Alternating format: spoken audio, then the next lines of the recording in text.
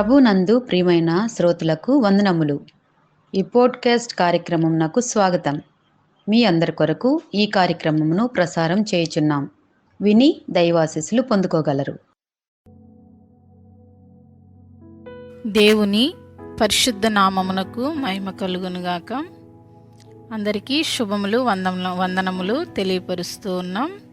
ఈ దినకాల సమయంలో మన వాక్య ధ్యానము హెబ్రీలకు రాసిన పత్రిక 6వ అధ్యాయం 11-12 వచనాలు.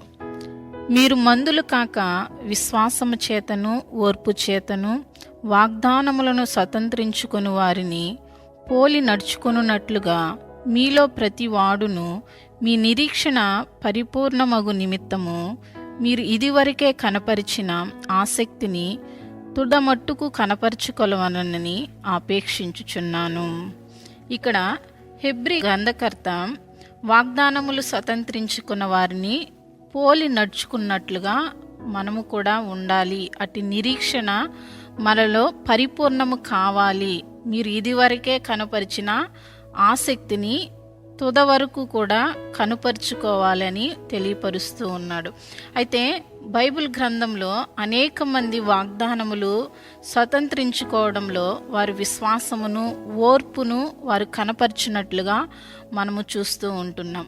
మొదటిగా అబ్రహాముకి దేవుడు వాగ్దానం ఇచ్చినప్పుడు ఆదికాండము 12వ అధ్యాయం 1వ వచనం ప్రకారము అబ్రహామును దేవుడు తన దేశము నుండి, తన బంధువుల యొద్ద నుండి, తన తండ్రి ఇంటి వారిని అందరి నుండి బయలుదేరి దేవుడు చూపించు దేశమునకు వెళ్ళమని వాగ్దానం చేసినప్పుడు ఆ వాగ్దానాన్ని విశ్వాసముతో ఓర్పుతో నిరీక్షణతో అబ్రహాము ఆ వాగ్దానం కొరకు ఎదురు చూసినట్లుగా మనం చూస్తూ ఉంటున్నాం.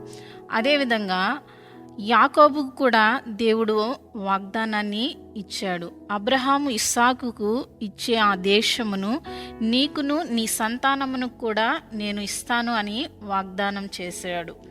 ఆదికాండము 35వ అధ్యాయం 9-12 వచనాల్లో మనకు యాకోబును ఇజ్రాయేలుగా దేవుడు మార్చి వాగ్దానం ఇచ్చినట్లుగా మనం చూస్తూ ఉంటున్నాం.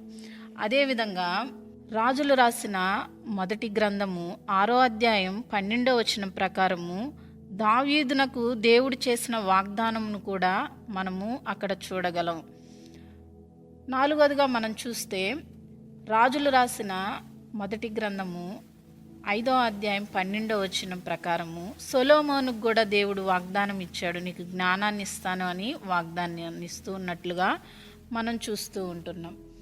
చివరగా లూకాసు వార్త 4వ అధ్యాయం 49వ వచనం ప్రకారము మనం చూస్తే ఈ సంగతులకు మీరే సాక్షులు, ఇదిగో నా తండ్రి వాగ్దానము చేసినది మీ మీదకు పంపుచున్నాను, మీరు పైనుండి శక్తి పొందు వరకు పట్టణములో నిలిచియుండుడని వారితో చెప్పాను. ఇక్కడ యేసుక్రీస్తు ప్రభువు తన శిష్యులకు చేసిన వాగ్దానము మనకు కనబడుతూ ఉంటుంది.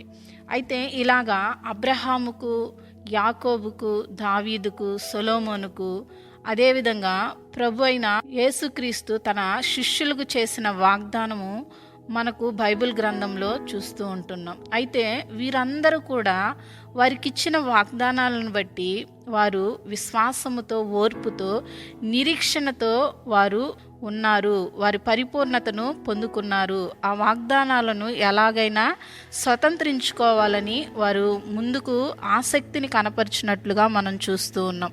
అయితే మనకు ఇక్కడ గ్రంథకర్త మీరు మందులుగా కాకుండా ఎలాగైతే వాగ్దానాలను పితరులు ఎలాగైతే వారు స్వతంత్రించుకున్నారో ఆ వాగ్దానాలను స్వతంత్రించుకునే విషయంలో మనము ఆసక్తి కనపరచాలి అని ఇక్కడ హెబ్రీ గ్రంథకర్త మనకు తెలియపరుస్తూ ఉంటున్నాడు.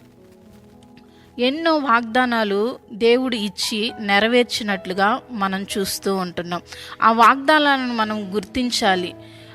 మన పితరులకు మనకు ముందు తరము వారికి చేసిన వాగ్దానాలు దేవుడు మన జీవితంలో చేస్తాడు అని వాగ్దానములను గూర్చిన ఆసక్తి మనలో ఉండాలి అని దేవుని వాక్యం సెలవిస్తూ ఉంది. దేవుడు కూడా తను భూమి మీద బ్రతికి ఆయన మన కొరకు ఆయన శిలువ త్యాగం చేసి ఆయన మరలా మూడవ దినాన తిరిగి లేచి మనకు కనపరుచుకొని, అనేక మంది శిష్యులకు కనపరుచుకొని, తను వెళ్ళేటప్పుడు కూడా మనకు వాగ్దానం చేస్తూ ఉన్నాడు. మీ హృదయములను కలవరపడనీయకుని. యోహాను సువార్త 14వ అధ్యాయంలో మనం చూస్తే, మీ హృదయములను కలవరపడనీయకుడి, నేను నా తండ్రి యొద్దకు వెళ్ళుచున్నాను, మీ కొరకు అనేక నివాస స్థలములను నేను సిద్ధపరచి వెళ్ళుచున్నాను, మరలా నేను ఈ భూమి మీదకి వచ్చి మిమ్మల్ని అందరినీ కూడా నేను తీసుకొని వెళ్తాను అని దేవుడు వాగ్దానాన్ని ఇస్తూ ఉన్నాడు. ఆ వాగ్దానం పట్ల మనము ఆసక్తి కనపరిచి వాగ్దానాలని ఎలాగైనా మనము సంపాదించుకోవాలి, ఆ వాగ్దానం పట్ల మనము ఆసక్తిని కనపరచాలి అని దేవుని వాక్యం సెలవిస్తూ ఉంటుంది. వాగ్దానముల పట్ల పితరులకున్న ఆసక్తి మనము కూడా కలిగి ఉండాలని దేవుడు కోరుకుంటూ ఉన్నాడు. అట్టి ఆసక్తి మనందరము కూడా పొందుకుందుముగాక. ఆమేన్. ఈ కార్యక్రమమును గూర్చి మీ సలహాలు మరియు మీ ప్రార్థనా అవసరతల కొరకు మమ్మను సంప్రదించవలసిన మా ఫోన్ నంబర్ 948585085039 మరియు ఈమెయిల్ ఐడి info@fibaonline.org. మా ఫోన్ నంబర్ మరొకసారి 9480585039. Email ID info@fibaonline.org.